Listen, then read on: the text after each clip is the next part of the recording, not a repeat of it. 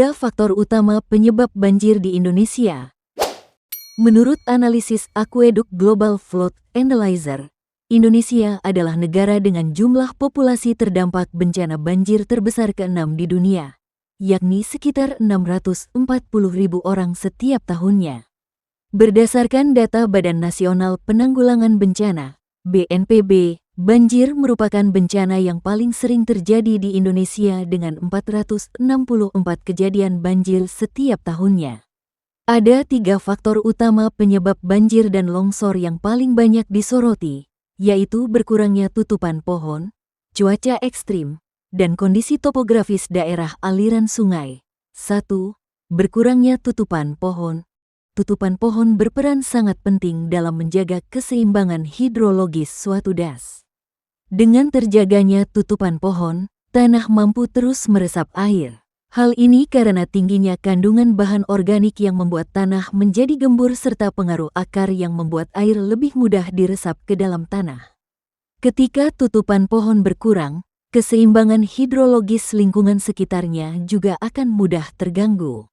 Air hujan yang turun akan sulit diresap oleh tanah dan lebih banyak menjadi aliran air di permukaan. Sebagai contoh, hasil analisis dari Global Forest Watch, GFW, mengindikasikan kehilangan 887 hektar tutupan pohon di Pegunungan Siklop, Papua, pada periode tahun 2001 sampai tahun 2018, yang berdampak pada banjir di distrik Waibu, Sentani, dan Sentani Timur. 2. Cuaca ekstrim.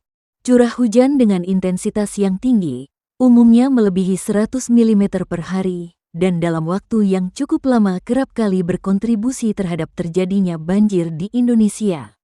Curah hujan sebesar 248,5 mm, 110 sampai 197 mm, dan 182 sampai 289 mm tercatat per hari masing-masing di Kabupaten Jayapura, Papua, Sulawesi Selatan, dan Bengkulu pada saat terjadinya banjir dan longsor di daerah tersebut. Fenomena osilasi Madden-Julian, OMJ, sebuah fenomena alam yang secara ilmiah mampu meningkatkan suplai massa udara basah yang mampu menyebabkan tingginya curah hujan di sebagian besar wilayah Indonesia, menjadi penyebab terjadinya cuaca ekstrim di Sulawesi Selatan dan Bengkulu.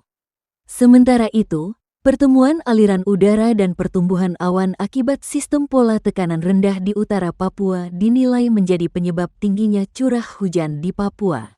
3. Kondisi topografis.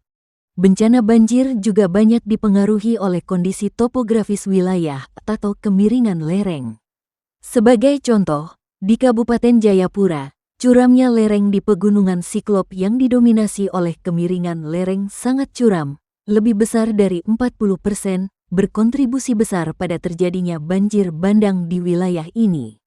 Kondisi topografis yang didominasi oleh kelerengan sangat curam juga akan berpengaruh terhadap terbentuknya bendung alami. Bendung alami terjadi karena adanya longsoran pada celah sempit di antara dua bukit yang menghambat aliran air, sehingga air tertahan sampai pada batas volume tertentu. Ketika bendung alami tidak kuat lagi menahan volume air yang ada, maka air akan dilepaskan dengan membawa material yang dilewatinya seperti tanah, pepohonan, dan bebatuan.